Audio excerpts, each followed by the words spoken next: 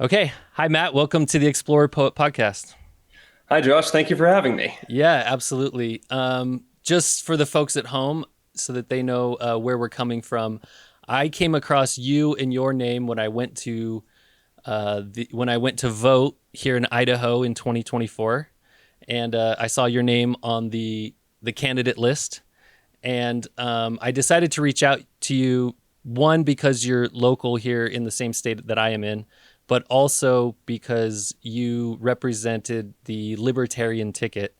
And I'm very curious about, I've been getting more and more into this topic of libertarianism, or just looking into it, learning more about it, because I think a lot of people, obviously in our country, the United States, there's the left, the Democrats, and there's the right, the Republicans, and these two big camps really dominate the conversation. But I think that you know the movie, Ferris Bueller's Day Off. I do. In the beginning of the movie, when he's getting ready for his like epic day of what you could say liberty, he's taking a shower and he's talking about how he doesn't believe in isms. He says, Hmm. I don't believe that people should follow isms. And he says, I quote John Lennon, I don't believe in the Beatles. I believe in myself. Hmm. And so I feel like as I learn more about libertarianism, it's very interesting to me. It sounds to me a lot like just being a grown up, and I like that. I like taking responsibility for myself. But as far as a party or associating with a group, I've never gotten to that point. And so I wanted to talk to you as somebody who has committed at least a big chunk of your life or some time and effort towards it. I wanted to get your thoughts on it. I wanted to get your story, and maybe we could start with, your background and who you are, and how do you currently or have in the past gotten involved in this subject? Yeah, sure. So I'm in my early 30s right now, and professionally, I'm a software engineer. I grew up in Colorado, which was a very nice place back about 20 years ago, and I have bounced around the country, living in the Los Angeles area, down near Raleigh, North Carolina, and a little bit throughout the Mountain West before I settled here in Idaho. I'm down in the Treasure Valley. And as far as politically, my whole life, I know you're kind of interested in psychology, and so there's probably a lot here, but I never trusted authority. My favorite example of this is when I was starting to learn algebra, and they talked about the square root of -1, which is I. And I heard this and was like, okay, you taught me already that you can't take a square root of a negative number, and now you're telling me you can. Why? Well, we need it in order to satisfy these equations. Okay, but that's not a reason that it's true. That's a reason that you need something, but why is it? And it wasn't for another probably 15 years before I came across a mathematical concept called a quaternion, which is how you do rotation in 3D space without getting gimbal lock. We don't need to get into it. But the important thing is that understanding that made me realize that, okay, I is the square root of -1, because when you multiply by I, what you're doing is you're rotating by 90 degrees. And so if you rotate 1 by 90 degrees twice, you get -1. So 1 times I is -1. That's why the square root of -1 is I. So I only believed that the square root of -1 is I once I was convinced of that. And so that's just one really strange example of, I would hear something, it's just, okay, why is that true? I don't trust you. If I can't figure it out, if I can't understand why you want me to do this, I'm not going to do it. And just, never wanted to do my homework, always was just sort of oppositional defiant or something like that. And then in high school is when Ron Paul ran for president the first time in 2007, 2008. And I just happened to be studying economics at that time. And that's what really got me interested in the political side of things, reading a few books like Robert A. Heinlein's The Moon is a Harsh Mistress, and the really, really famous one, Ayn Rand's Atlas Shrugged. Those sort of started getting me into understanding the philosophy of it. And I've been fascinated by it basically since then. Um, Back after Trump took office the first time, I was really just sort of interested in the drama of things, because however many character flaws he has, he's a very entertaining person. And soon after that election, there was a faction in the Libertarian Party that started saying, okay, this should have been our best shot to win the presidency, because everyone hated Hillary Clinton and no one thought that Donald Trump was a serious person, and a lot of people hated him too. So if we had put forward a really serious, intelligent, impressive candidate, maybe we could have actually taken the presidency here. And so that faction is called the Mises Caulkus. And starting in 2018, I started getting involved in the Libertarian Party through the Mises Caucus. The goal was essentially to take the place over and stop it from being embarrassing, which we're still working on. But it is a work in progress. I hope that I at least was not embarrassing when I ran for Congress this past year. The vote total was a little bit, but it's about what I expected. So Yeah. that's how I sort of got in. No, yeah, I appreciate that. And the vote total is one thing, but especially coming from a niche party or niche party, like not that people would disagree probably with your ideas, your policy, your values. They'd probably share a lot of values, but there's this tribalism to it. And what is this other party, and why isn't it called Republican or Democrat? Mm-hmm. No, go ahead. Oh, well, so much of politics is not about policy. It's not about ideas. It's not about the isms. It's about identity. And that's something that a lot of libertarians have had trouble grokking, is that, somebody whose grandparents grew up and voted Democrat, their dad's a union guy and votes Democrat, and they're working at the docks with their dad, they're going to vote Democrat almost certainly, and it takes a massive shift in what the party is to really change that. And so that's what we've seen around the Rust Belt with Donald Trump, is that the Democrats abandoned a lot of the people who were their classic people, the labor unions, especially around the Rust Belt. And the Republicans didn't really take advantage of that for 20 years, up until Donald Trump came in and said, wait a minute, there's all these people who are really disaffected. I can just go to them and say, hey, I like you. I want to help you. And whatever else he said, however else he planned to help them, that was enough. That got him in the door. And so with libertarians, very few people identify as libertarians, partly because so much of what libertarianism is woven into the fabric of what we understand America to be. Because if I were to summarize libertarianism, it would be it's a legal theory that draws on English common law, which goes back as farther than the Magna Carta, and the statement in the Declaration of Independence that all men are created equal. And so it's just, okay, yeah, we believe in private property. We believe in individual liberties. We don't believe that any one person has an intrinsic right to rule over another. That's just sort of in the American fabric. So why would we need a specific party for this? We all agree with that. Until you actually look at what our government is doing and has been doing since the 1890s, which is in total violation of that. And I'd say it actually goes back to the 1860s, but especially the 1890s. Do you mind kind of doing zooming in on that? What when you say the 1890s or even the 1860s? So 1860s, Civil War, post-Civil War, and then the 1890s. What specifically are we talking, or what are you referencing? So the 1890s, I would look at Teddy Roosevelt's beginning of the American Empire, when he helped to foment the Spanish-American War, led the American military in conquering places like, part of Cuba, the Philippines, a bunch of the territories, Puerto Rico. Those are things that Roosevelt and his friends conquered from the Spanish Empire and from Mexico. And then they just said, okay, these are our territories now. And that was the beginning of what I now call the global American empire, where America basically rules most of Europe. America kind of rules a lot of Africa, some of the Middle East. Japan certainly. Taiwan is a touchy issue with China. It's one of the three great world powers, and it's the most militarily powerful of the three great world powers.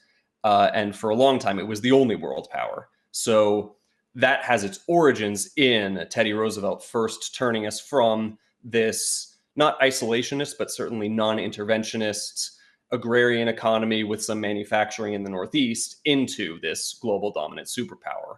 And you could also look at people like Woodrow Wilson and how he got us involved in the First World War and was instrumental in designing the League of Nations, even though he couldn't convince the Senate to get the US to sign on. Franklin Roosevelt getting us involved in the Second World War, and then making America one of the two dominant powers in the Cold War.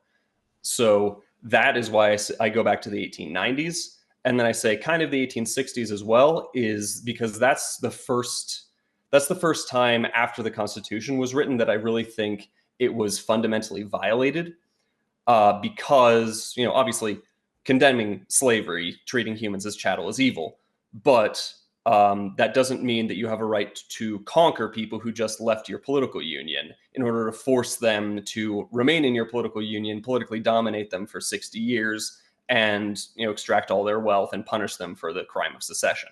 So that's why I look at Lincoln as the first real end of the American Republic, and then the Roosevelt-Wilson era, then the second Roosevelt era, and the civil rights era would be other major breakpoints in the history of our what used to be a republic and is now an empire, to the point where people, just normal Americans, say, yeah, we're about liberty, we're about private property, we're about human rights, but that's not what our government does in any way. Our government takes a quarter to a third of our income, if we're lucky, and spends it on financing scholarships for students in Burma to learn how to lead a military revolution against the current rulers. That's one that just came out this week that, oh, I didn't know we were doing that. That's why we're robbed in order to pay for wars in the Middle East, in Ukraine, in Africa. These are things that aren't defending American liberty. They aren't defending private property of Americans.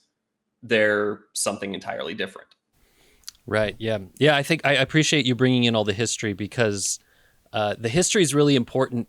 I have this thing, like going back to the way I think about psychology. There's this thing it's innate to humans to, they exist inside of an environment. Like you're born, we were all like, we're pretty much the same generation. We're born into the United States. We're raised in the 80s and 90s and early 2000s. And then we, start our adulthood. And so we have this idea that the world has always been like this. And I think a lot of people never get beyond that understanding of history. They look around and they go, oh, the world has always been like this. And so what that means, though, from a national perspective is just like you explained, we have all this influence all over the world as a nation. And it's just so easy for people in America, because we are the current global, like we're the current empire.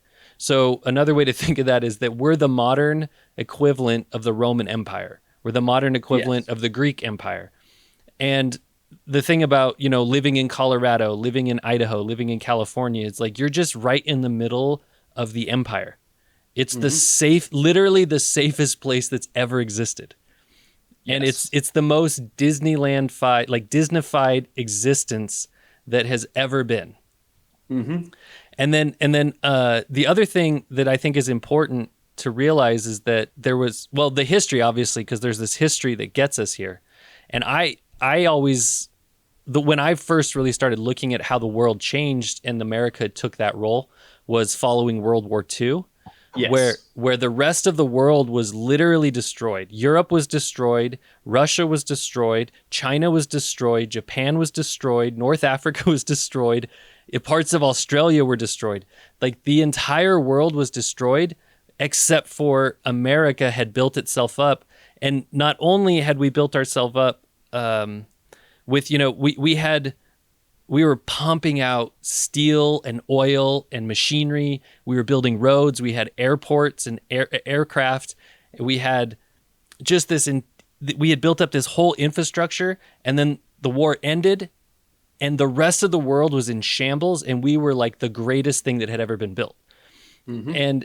And so in a real way, that is why that right there is what created the American economy as we know it today. Was war. Yes. And yeah, So go ahead. there are a couple things to add to that story as well, which help explain the way our economy works right now and why it is such a strange phenomenon.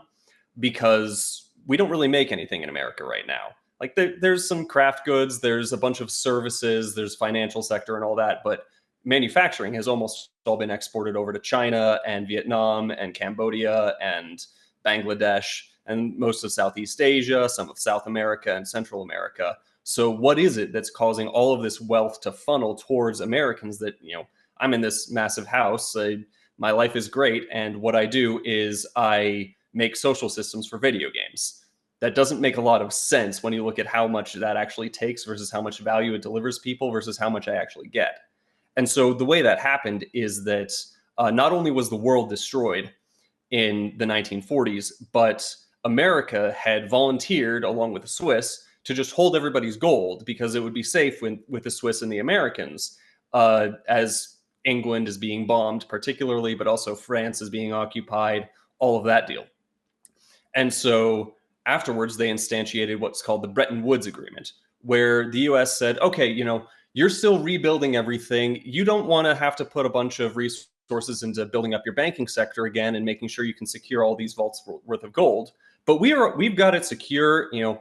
We can just hold on to the gold, and you can always redeem your dollars in gold later. But if you just back your currency in dollars, then you can it'll be a lot easier for you to rebuild your economies. So that'll be just fine.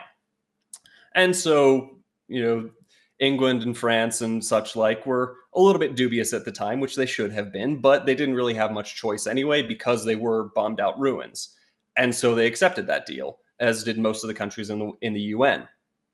And then in the 1950s and particularly the 1960s under LBJ, the US started doing a bunch of transfer programs. So that's the welfare state, Civil Rights Act, all these different programs that are spending a lot of money. We went to the moon, maybe.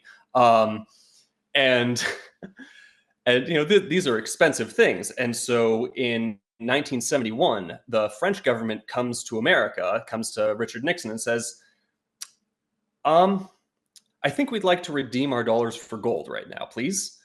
Because we're not sure that you actually have as much gold as would back all the dollars you're spending. And in response, Nixon went on TV, and this actually happened 20 years to the day before I was born, August 15th, 1971, and he says, the French and the English are attacking the financial sector. This would cause major instability in the global economy. And so in order to defend the economy, I am temporarily suspending the redeemability of dollars for gold in international markets.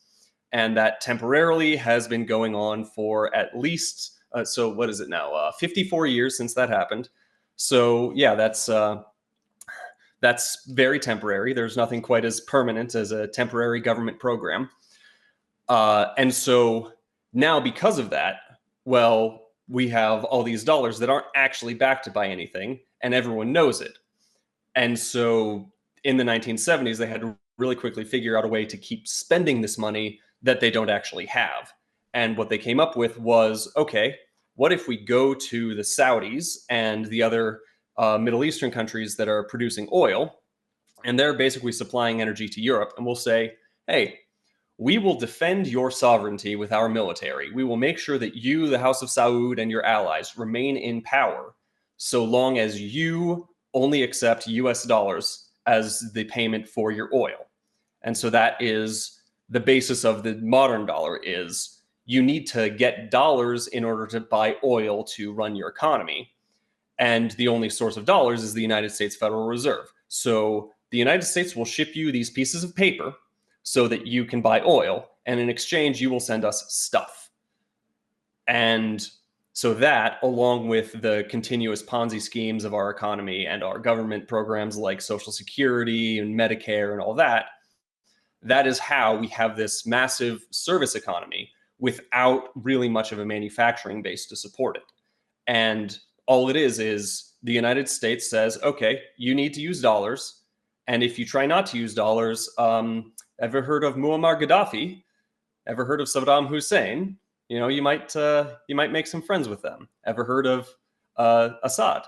Bashar al-Assad. He's the newest one, where it's just, yeah, we'll come in and we'll depose you, and if you're very, very lucky, you'll go into exile in Russia. So basically, we have a military empire over the world, and the only thing that keeps it going is people knowing that if they rebel against us, they'll have the U.S. military to deal with. Yeah, when I was, well said. Thanks for summing that up. When you were younger, did you ever play the game Civilization? Quite a lot, yes. Yeah, me too. I was hooked on Civilization 2. And it's like, if you look at it now, it's like this really, the graphics are terrible, and it's like it's like a turn-based board game. It's almost like an extreme version of Risk. But it's such a classic. Yeah. Oh, I love it. There's times today where I have it on a hard drive somewhere, and I'll go download it for like a month and play it, and then I'll be like, I can't keep doing this. But it's really interesting because in that game there were basically two versions of winning the game. One was the less fun, was to colonize another planet. Mm-hmm. It's basically like it's like the Elon Musk escape version. Yep. Science victory. Yeah, get off the planet. But the version that made a lot more sense from a game perspective, or like the way that you win Risk, is that you conquer the world.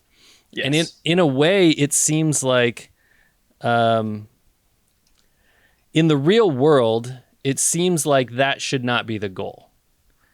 It seems as if the goal should, like, if you know the French writer Camus, Albert Camus. Mm-hmm.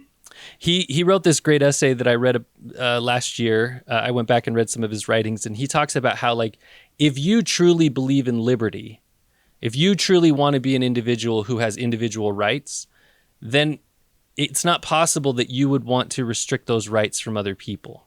Mm-hmm. Because if you truly value that for yourself, if you truly value freedom, then you value it for other people as well. And it seems from a certain perspective that the way to actually create peace in the world is to allow everybody this freedom.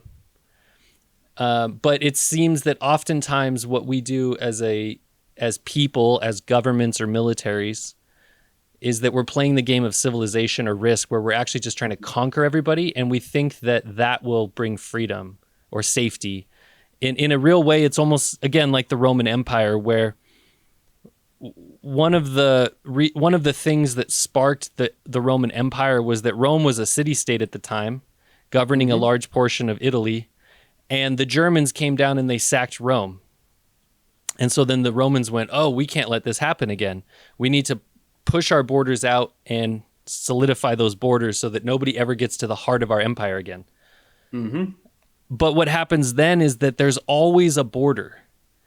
And that border is always feeling some kind of friction. And so we have to increase the border and increase the border. And you're actually, rather than creating more safety, you're actually extending the amount of space that you constantly need to be fighting. Yeah, it's a difficult conundrum, because there's an issue I take with the way that Camus talks about that. And that is that, the English have a particular definition of liberty that we've inherited as Americans. The French have a different one. And they're two very closely related cultures. They've been at war with each other and had cultural exchanges with one another since they've both existed. And so they can sort of understand one another, but they're still different. If you go to central Afghanistan, the people there, and the way that they will feel like they are living in liberty is if they can go about their lives in the way they're used to, which we would see as completely unintuitive, even wrong, in many cases, evil. But what they're looking for is to not have somebody else's ways imposed upon them.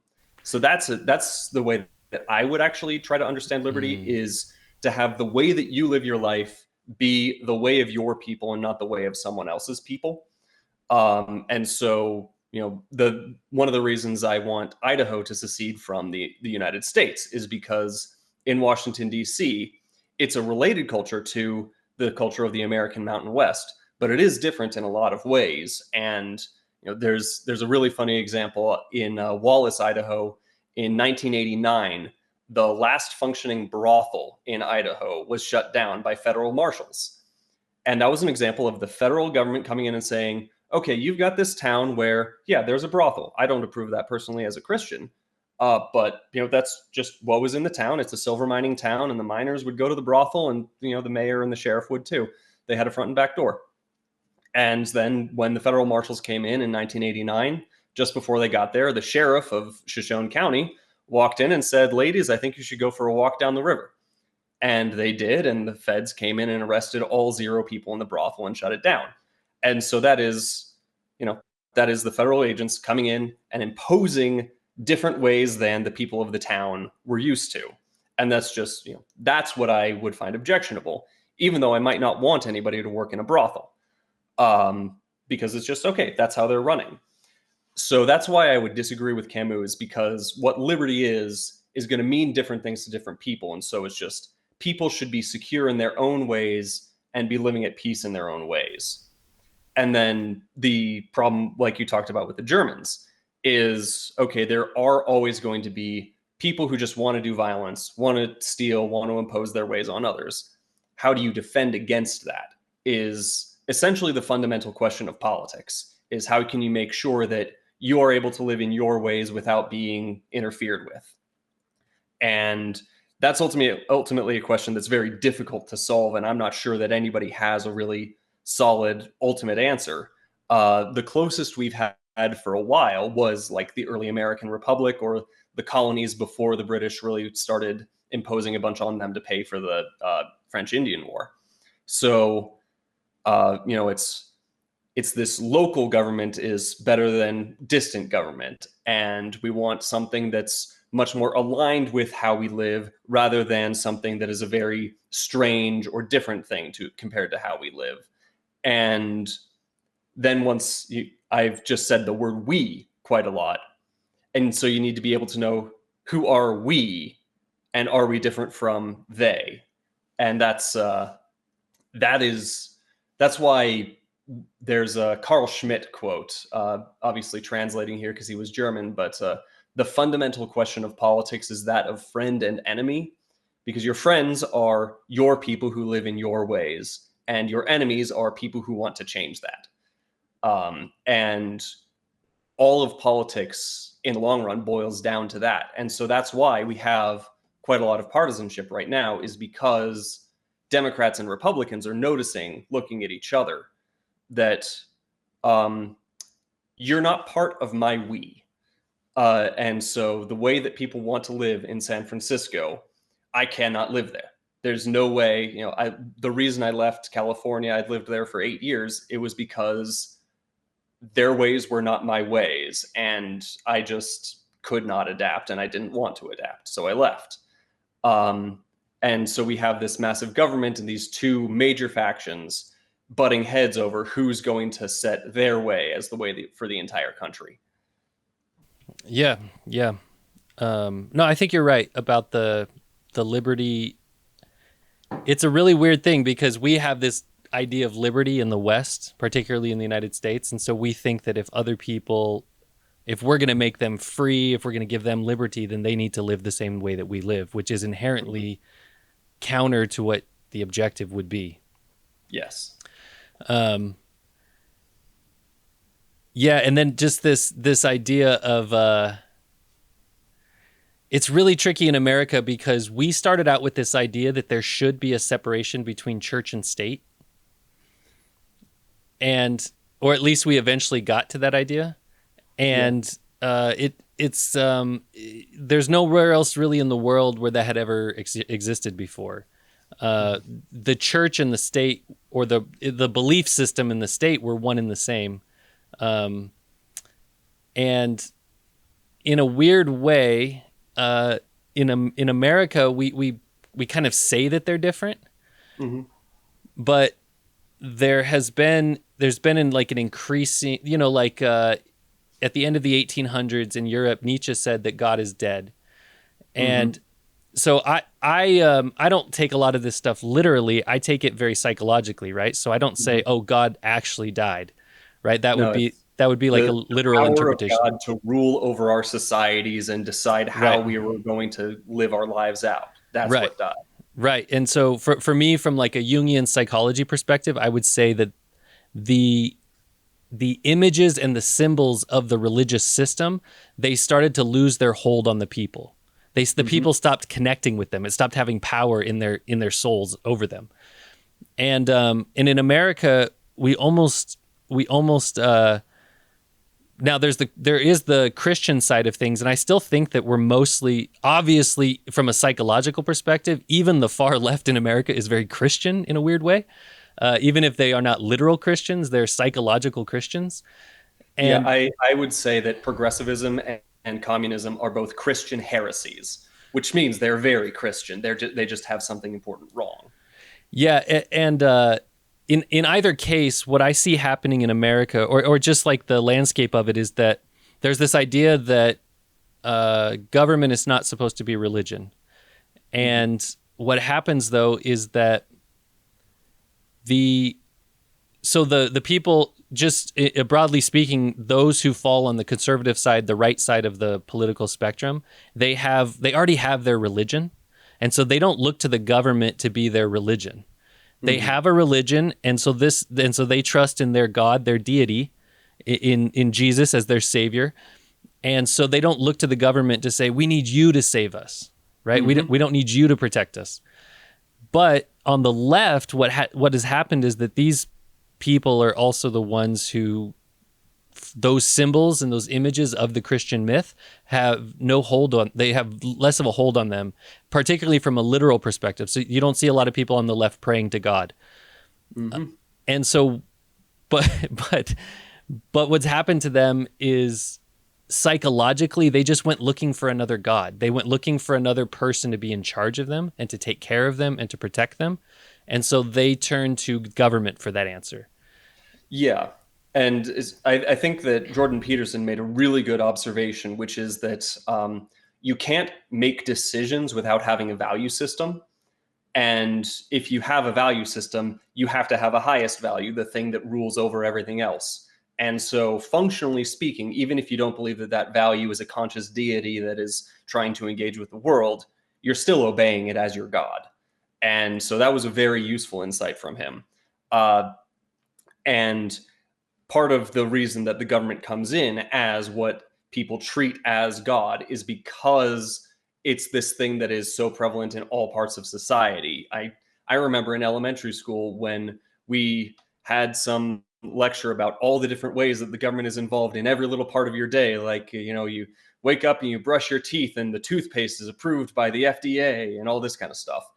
And it's really good at indoctrinating people to see the government as this extremely powerful entity that should be what rules.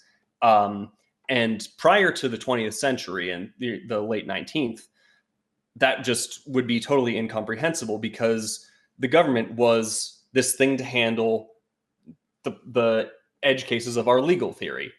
Okay, what is violence and when should we use violence to prevent that? That's what the government does. Is it says, okay, you just robbed a store, so we're sending the sheriff after you to bring you in, and then we'll hang you in the town square. That's what the government is doing. And then over here is the church, and the church is making sure that people have good order in their life, that the community has good relationships, that people are living in a way that will bring prosperity to this society under God's will. You'd also have stuff like mutual aid societies and fraternal orders that would say, okay, if you fall on hard times, we'll help you out because you've paid in as a member. And as a member, you also have particular responsibilities. You're going to help other people out when they're on hard times. You're going to be living your life in a good and virtuous way because if you're living the life of a gambler or a wastrel, then we aren't going to be backstopping that. And so that has been largely replaced by insurance, just as the church has largely been replaced by government schools and the courts. Yeah, I've never thought about insurance that way before, but Yeah, like I was saying at the very beginning, there's this thing that people do where they just kind of assume that the world has always been the way it is. Hmm. And so if you grow up in that world where every step of your morning is governed by the government, then it becomes it almost becomes hard for people to imagine a world that isn't so safe for them, that isn't Hmm. so protected. Part of the conversation I wanted to have with you is about when I look at libertarianism. Basically, it's like people should take care of themselves. People should be responsible for themselves. And one of the questions that I often have is like, are there enough people who can accept that responsibility? Because Hmm.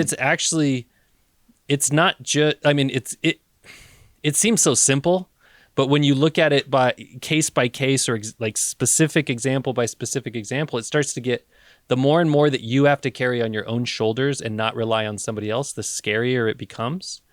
Yeah. But even Yeah. from Because, a, oh, sorry, just one second, like just one more thing, but just even from a psychological perspective, what we're talking about is growing up. mhm. And growing up is a scary, painful thing because even if you look at it even from a biological perspective, there was a time where you were part of your mother. Hmm. And even once you were separated from her physically, there was a time where you were completely reliant on her for your physical needs, your nurture. And then at some point you have to make that break, and you have to walk away from that parental figure. You have to become your own parent at some point. And it's Hmm. extremely scary as a child to do that. But then even in our culture as an adult, a lot of people have never even experienced it because they go to public education and they get a job, and they just always Hmm. have somebody else who's in charge of them telling them what to do. Yeah. And so with your question of how many people are able to grow up, it's certainly not everyone. And that's one of the challenges that libertarians have to wrestle with is that, okay, what do you do with someone who doesn't want to be free? They want to be safe. Because we have those great quotes from Benjamin Franklin and such of those who would trade away their freedom for temporary security will deserve neither and lose both. And so he's correct, and people do. So what do we do with that? And that's where I think libertarians have started to wrestle with this in the past decade, and not everyone is where I am with it, and that's fine. But we need to engage with elite theory, which is this idea that, okay, most people are not leaders. They're not Machiavelli's lions. Uh, Most people aren't even Machiavelli's foxes, people who are willing to work within a system and do a bunch of technical stuff. Most people just want to live an ordinary life and not have to worry about a lot of things. And that means that they're not taking up a lot of responsibility for figuring out what it is about the world that they need to engage with, how they need to live their lives. They're not homesteaders. They're not going out and set and pioneering new lands and discovering stuff. They just want to live in the land where their father raised them and live in the way that their father did and have a family and have a good life. And that's not a problem in and of itself. That's just, that's people wanting to live a good life. There are no issues with that themselves. But it does mean that there will be people who need to be the elites who handle the changes in the world and make sure that they're taking responsibility for seeing to it that their people are doing well. And so I think I really like the country of Liechtenstein as an example. Liechtenstein is a very tiny country on the border of Switzerland and it's either Austria or Germany. And it's about 40,000 people, I believe, and they are ruled by a king, a prince. And I think they have a crown prince who's running the show right now, and technically there's a king. But the interesting thing with them is in 2005, their prince had a referendum put on a ballot that everybody voted on, all the adults voted on, that said, okay, I would like to amend the Constitution to give me more unilateral authority. And if it succeeds, then I will be very happy, and I'll do my best to rule you and make sure that this is a good place for you. And if it fails, I'm going to go into exile. And it passed with over 2/3. And so that was just, 15 or 20,000 people saying, no, I want more say in how things are running. And 25 or 30,000 people saying, no, I trust this man. He has our best interests in mind. I want him to handle these problems. I don't want to. And a lot of people are totally willing to do that. And so, it was Tucker Carlson. I really enjoyed it when he said, I am an elitist, but what I want are impressive elites.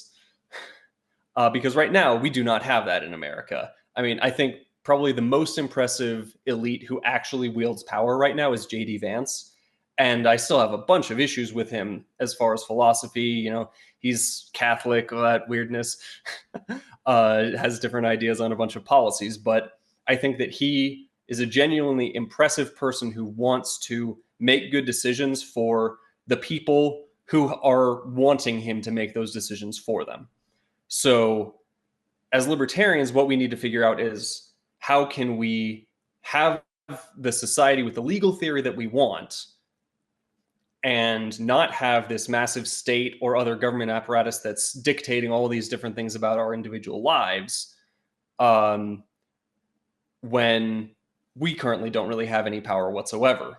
The most power we've ever wielded was in this past election cycle when Donald Trump came to our national convention, made a few promises on them, and he's actually delivered on some of those promises. Not all, which is not surprising, but we actually got Ross Ulbricht out of prison. There's talks about abolishing the Department of Education.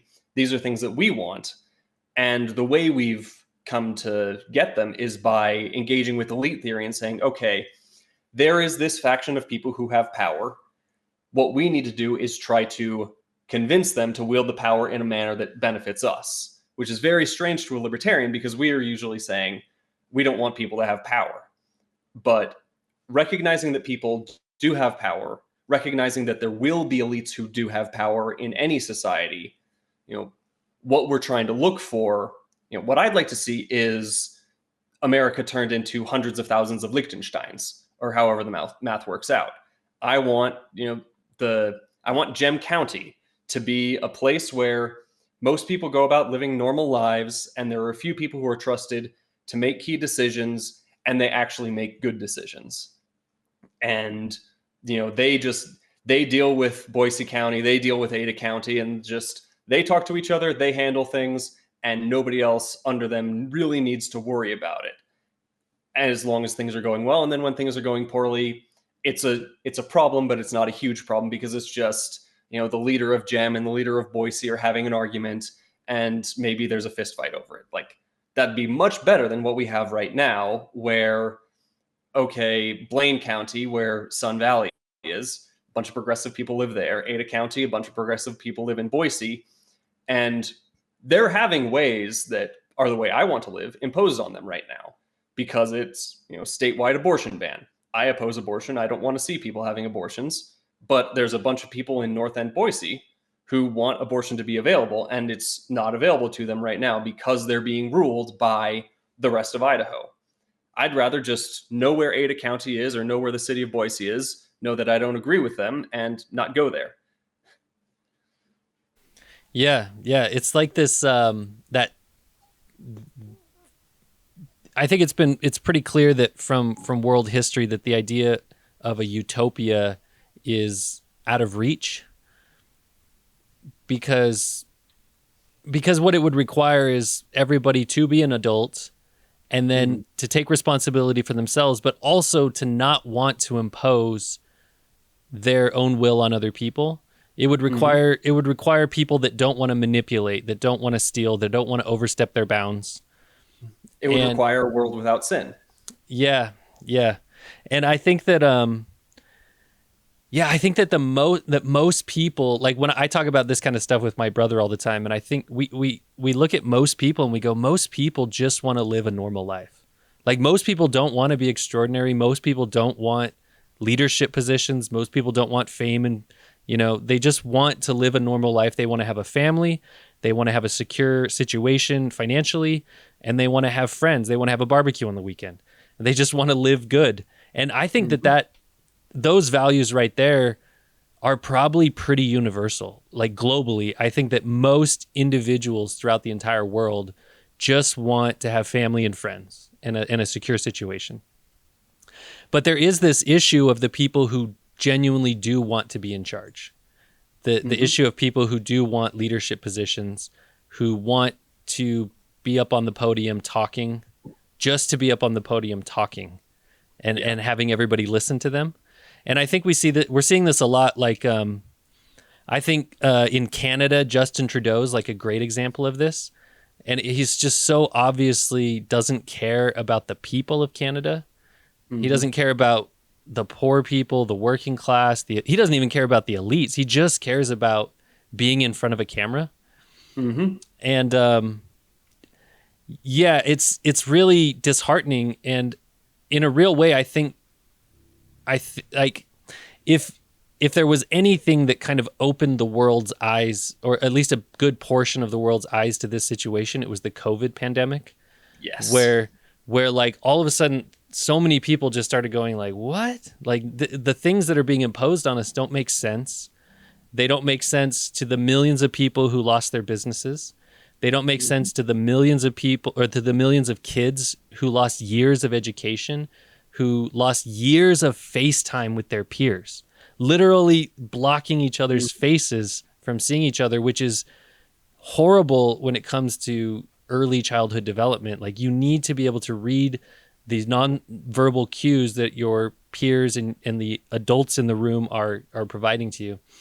And so, as you're learning to speak, you need to see people's mouths so that you can figure out how to make that weird sound. Yeah. It's all these little things that added together just it red pilled a lot of people, or it woke a lot of people up. And I think that from just the landscape of what we see now, the way that you said that Donald Trump came to the Libertarian Party and presented some ideas, and I think it's awesome that Ross Ulbricht is out of prison. I think it's it's crazy that he was in prison to begin with, because we don't put Mark Zuckerberg in prison, and we don't put the CEO of AT&T in prison. But he was using a threat to the banking regime, and you want to talk about elites? Yeah, so I guess that's the question: is how do we identify these good elites, the people who aren't just saying the thing that people want to hear, but they actually care about doing the thing that would be beneficial to people? Yeah, well, so that's where I think that Christianity has a really good idea, which is that leadership is about service. And so the people who are being good leaders are those who are putting themselves on the line to make things better for the people who are following them. And so I think one of the reasons that Trump won so dominantly is because he got clipped on the ear by a bullet, which, however that happened, whoever caused it to happen, whatever conspiracy theory you want to go down, what that symbolized to a lot of people was, okay, this guy is literally taking bullets for us, so he's my leader. And, I would talk to people who were diehard Trump supporters, and I would ask them about policies, and they said, yeah, I don't like that very much. And that's not, but he's our guy. And so that's the important thing, is being able to find people who are the guy because they're putting themselves out there and saying, all right, I'm leading in this direction. I'm going to do what it takes. I hope you'll join me. One of the challenges we have is that in a democracy, it is very difficult for that kind of person to rise to the top, because a popular vote is a popularity contest. It's right in the name. And you get that by having a good advertising campaign. You don't get that by doing good things in your community unless it's at a very local level. So with the Libertarian Party, one of the things we're trying to focus on is getting people onto city councils and county commissions, where they can really do good things for their community, protect their community from terrible federal or state policy, and just be there on the line, making sure that when the next virus comes down from Bill Gates, the sheriff doesn't say, oh, yeah, the governor said I have to write you a ticket for not wearing a mask. The sheriff says, all right, there are federal marshals coming in here to shut down this church service. I have my deputies here, and we are going to arrest the federal marshals. That's the kind of thing that we're trying to focus on. And so what we're trying to find is the people who are going to be able to do that in their local community, who will be able to say, all right, I'm going to take my Tuesday and Thursday nights. I was doing fun things with those nights. And instead, I'm going to go to City Hall and I'm going to listen to the city council meetings and find out what they're doing wrong and find a way to get myself on there so that, I'm doing what's right and I'm ready for the next COVID. Yeah, that makes a lot of sense, especially when it comes to voting, because one of the things about voting in America is that it comes down to two people have the opportunity to become president every 4-year cycle. And so it's really easy for somebody to say, well, what's the use of my vote? It doesn't really matter. But the smaller that area that you're voting for becomes, right, where you go from the federal to the state to the county to the city, the smaller it becomes, the more important your vote actually becomes, the more powerful it becomes. And then it makes a lot of sense getting. And the other thing is just how many. I don't think we often see it as much because it's not on the main big, like the mainstream news. It's not on the federal, or it's not like on the national level of like awareness. But there's so many things happening on the city level, the county level, that are actually impacting people day to day. And have you heard of Spike Cohen's "You Are the Power" project? No, I haven't heard of that. Yeah, so Spike Cohen is a great libertarian. He ran for vice president in 2020, and he was the good part of that ticket for us. And he started up You Are the Power with the idea of finding those stories of, hey, this person is getting screwed over by their city council, or this person's child has a medical problem and Child Protective Services misinterpreted it as child abuse because they saw a bruise, and now they've separated the family and this kid is in foster care, losing time with his parents. Let's get a bunch of people together to put pressure on these local officials to correct this injustice. And so that's where we can get real wins, and that's where we are getting real wins, is finding those individual injustices and just bearing down on them and saying, no, we will not accept this. Yeah, that sounds powerful, especially because it's so localized. You can it's like a grassroots. You can get the community involved. It's exactly. Like people, it's like neighbors and people who live, right there in your community. Yeah, I mean, in Eagle, we have something like 40 or 50,000 people, I think. If a city councilor gets 500 calls, well, that is massive. That is, they win their office with 4,500 votes. So they'd better pay attention to 500 calls. Yeah. So, so you ran in this last 2024 cycle. Yes. And on your website, you said kind of your tagline was "Stop doing evil." Yes. And I think we've covered a lot of things here as far as the behavior of the government at large that we could probably consider evil. But I would like to dive into this idea I want to hear it from your words, like stop doing evil. And one of the things that may be important to point out is, because I hear this a lot. Well, first of all, just the way that the mainstream narrative often goes is if you disagree, they just call you a name. So, if you say something, oh, you're racist. If you say something, oh, you're a Nazi. If you say something, oh, you're fascist, right? And so they just use names. But especially when it comes to criticizing our own behavior, criticizing our own government, criticizing our own military. And so I think it's important to make this distinction that there is a big difference between the people and the government. There is actually a big difference between the Democratic Party and the Democratic leadership, and the Republican Party and the Republican leadership. There's a big difference. Yeah, that's right. That's what I mean. Yeah, the people who are part of they're registered as voters, though those millions and millions of people are actually very, very different from that small group of people who manage everything. But that being said, yeah, I'm curious to hear it from your own perspective, like this campaign of stop doing evil. Yeah, so there's a few different aspects of it that just sort of get summarized in that one line. The one that I was thinking of when I first thought of the phrase was that, a lot of progressives and a lot of more authoritarian right wingers will look at a problem in society and say, okay, we need the government to do this thing in order to correct this problem. So a great example would be the medical industry, where Democrats will come in and say, oh my gosh, people can't afford their medical insurance. People are going bankrupt because of things over which they had no control.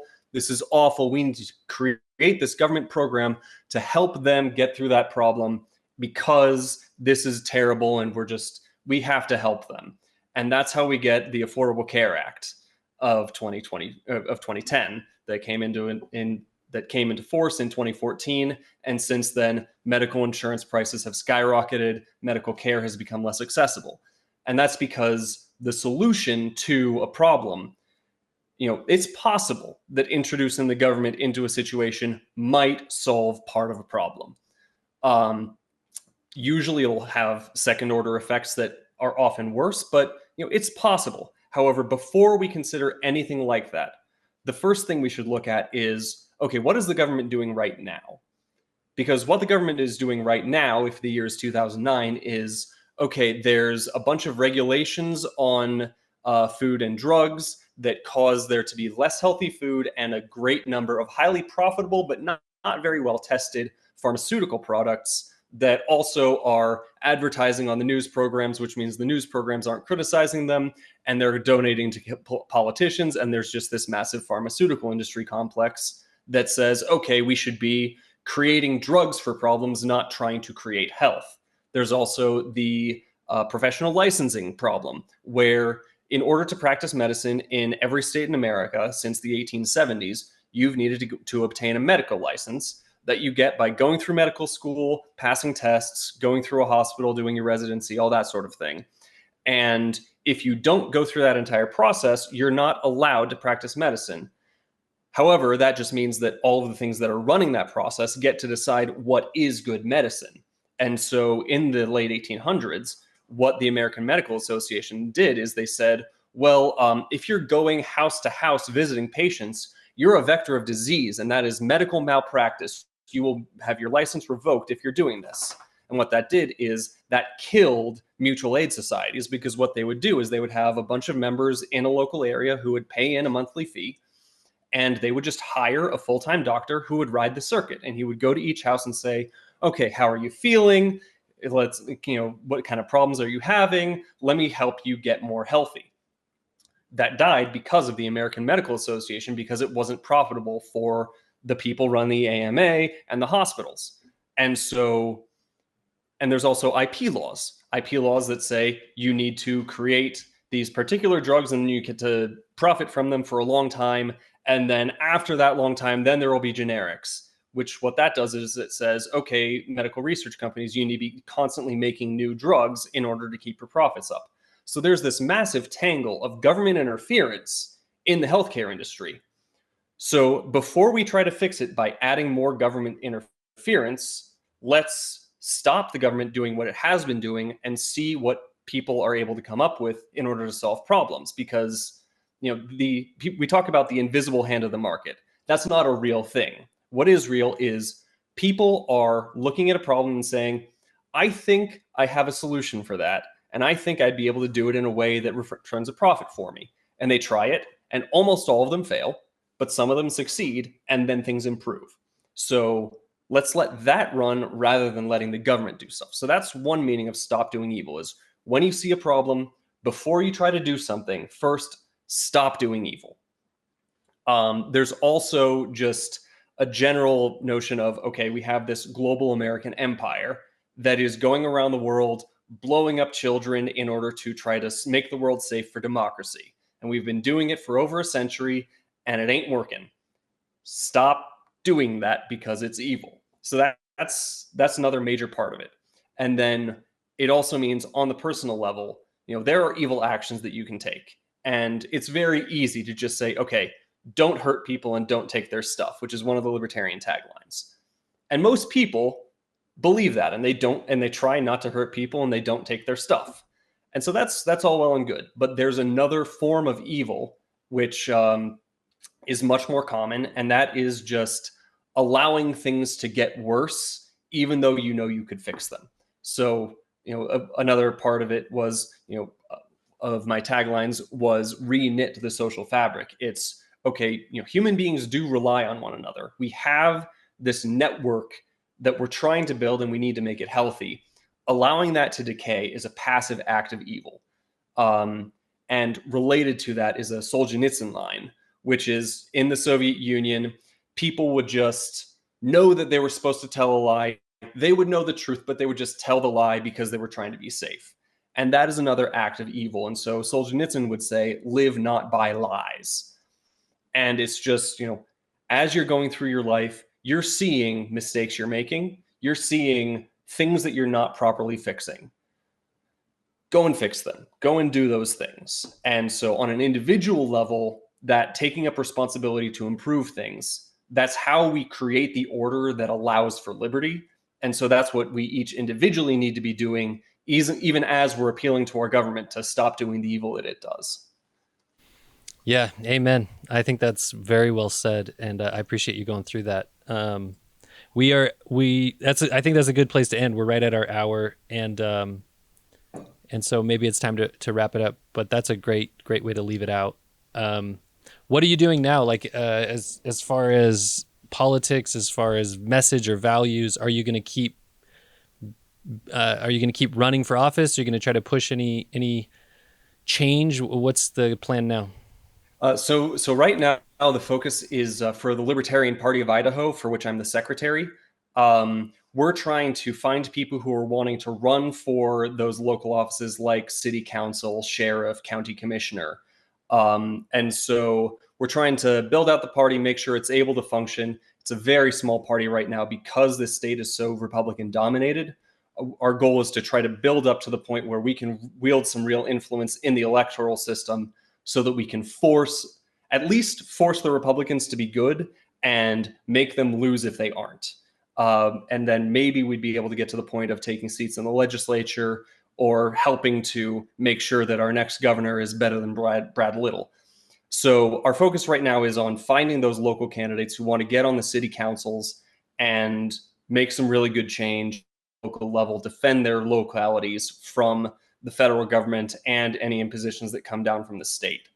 So I hope that people would look at lpid.org, join as a member, and if they're interested in getting involved in a campaign, potentially running, I would encourage them to go to runasalibertarian.com, which should let them get some resources and help them figure out how to do that, how to get into their city councils, how to build out campaigns. And so that's the big focus right now. Okay, awesome. And so I know you said the website, but if you want to just plug it one more time, and then we'll close out. Yeah, so if you're interested in joining the Libertarian Party of Idaho, it's lpid.org. And then if you want to run for office, I missaid it earlier, it's runaslibertarian.com. Okay, awesome. I'm glad I asked again then. Well, thank you so much, Matt. This has been great. I feel like I learned a lot, and it got me excited about like there's values out there and there's people looking for some good things. So I appreciate it. Well, it's been a pleasure talking to you, Josh. Thank you.